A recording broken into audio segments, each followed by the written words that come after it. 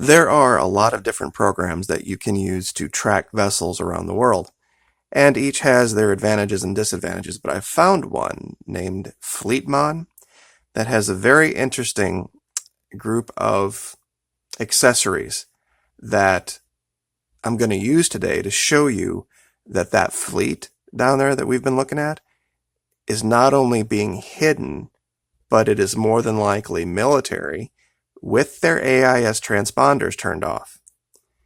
Now, real quick, just to establish a baseline, we're going to zoom in to Naval Station Mayport. Now, this for a fact is Naval Station Mayport. I can confirm that. I live very close to this. And here we see two vessels that are currently in port. This one is the TSV-3 Hunter, and this one is the Coast Guard cutter Valiant. As you can see, the Valiant shows up in orange as a high-speed vessel, as per the legend over here. The TSV-3 Hunter, the military vessel, shows up in gray. So we do know for a fact that military vessels do show up in gray. All gray returns are not military vessels, but all military vessels are gray returns. That's critical. Now, here's something else you need to understand. There's a difference between GPS and AIS. Those of you out there listening to me who are Navy, bear with me. I know you get this. We went through this with the Fitzgerald investigation, but we have a lot of new people, and I want to make sure everyone understands what we're talking about. GPS is Global Positioning System, satellite look down. And of course, we know you can use GPS to establish course and direction and speed, all this. But in shipping, in naval operations, there is something called AIS, and that's the Automated Identification System. It's a transponder box that exists aboard all military and Class A vessels.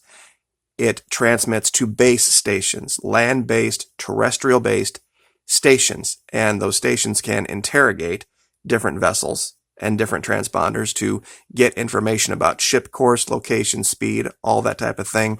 It's what got the Fitzgerald in a lot of trouble because allegedly, 2 summers ago, they had their AIS turned off and nobody knew where they were, and that was part of the accident. It's all bullshit. We're not going to get back into that. But the point is, there's 2 different systems that we're going to be talking about here today, AIS and GPS. Now, the reason I say that is over here to the left, there is this legend, and in the legend, there is a button that you can hit, and it'll show only terrestrial data. What that means is AIS only. That means we're going to turn off the GPS returns and just show things that are transmitting to AIS base stations, meaning they have that system aboard and using it. Now, I'm going to go ahead and kick off this button. I know it's kicking on, but what this basically is turning off the satellites. Now, as you can see, the Hunter and the Valiant disappeared. What does that mean? The only returns that were available to Fleetmon for those vessels were GPS based. They don't have their AIS systems turned on. That was the basis for this. Now, thank you for entertaining the first 3 minutes and 45 seconds so that when I explain what's happening with this fleet down in the Caribbean, it won't sound confusing.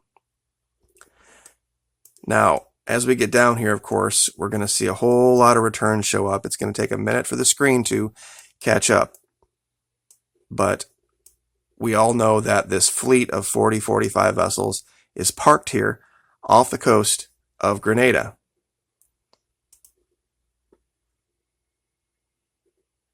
And as you can see, it's right here. I'm circling it with my cursor.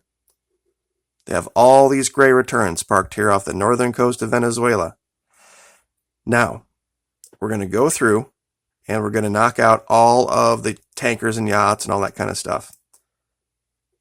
There's the yachts, there's the fishing vessels, the tugboats, the high speed, the passenger, the cargo, and the tankers. Now, as you can see, I push this button back over so that we can see, and I'll show you this here, that all of these gray returns, whatever they are, this is a mixture of the GPS data and the AIS data. If I press this button and go to only terrestrial data, that entire fleet will disappear. And I'm going to do that now.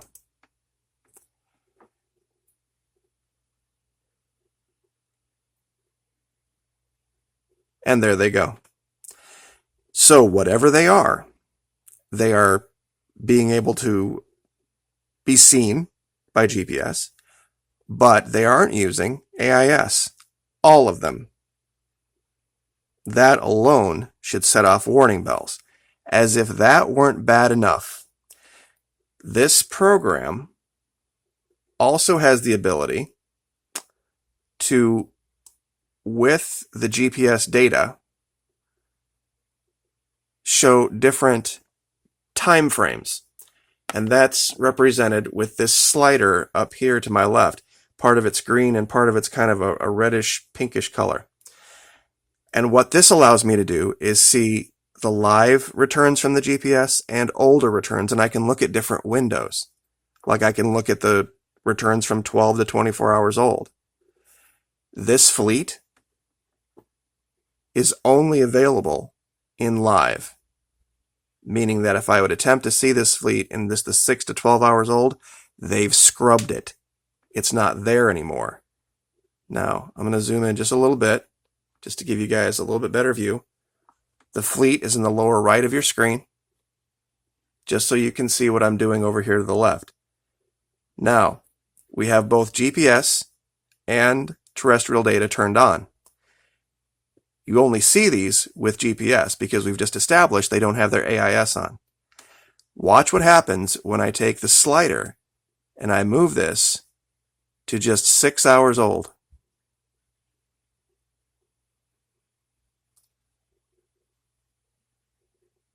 They disappear.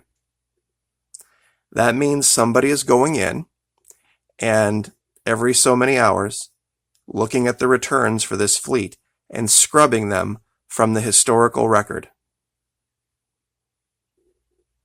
Nobody's doing it for any other of these ships out here.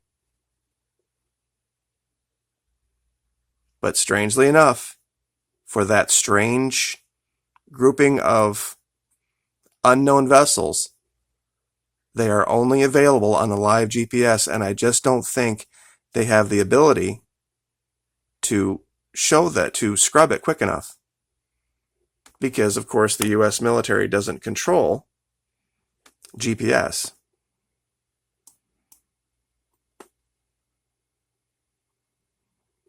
And sometimes it takes this map a little bit to update. In fact, I didn't probably have the slider. I didn't have the slider all the way over to live.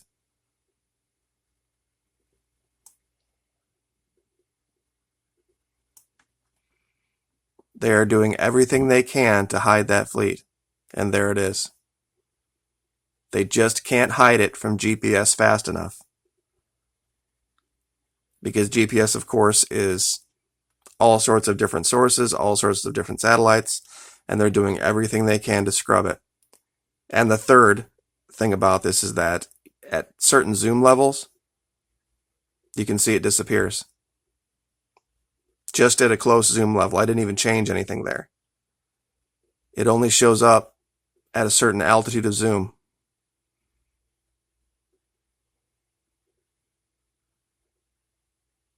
They're doing everything they can to make sure that you don't know that group of ships is there.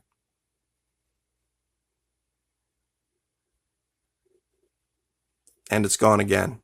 It's just amazing.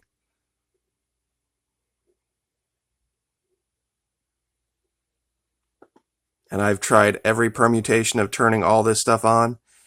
A lot of these gray dots, I can actually, like for example over here in Lake Maracaibo, I can zoom in on these and they reappear. And I can, and basically for lack of a better term, interrogate what they are. And it shows me that over here, these are just tugboats and barges. And barges, I don't think have AIS because they're not powered vessels. So that would explain why. And of course, as you can see here, this is, sorry, This is an AIS base station right here. That's why it says station. It's a Venezuelan AIS. But as we go back over here, no matter what I do, at what level, I cannot get any of those returns to click. So they're there. The information's being scrubbed, and they are hiding it. So if that doesn't convince you, I don't know what else will. That something very, very odd is going on off the coast of Grenada. So we will leave it there. Thanks for watching, guys, and the support. I really appreciate it. Like, share, subscribe, and we'll see you next time.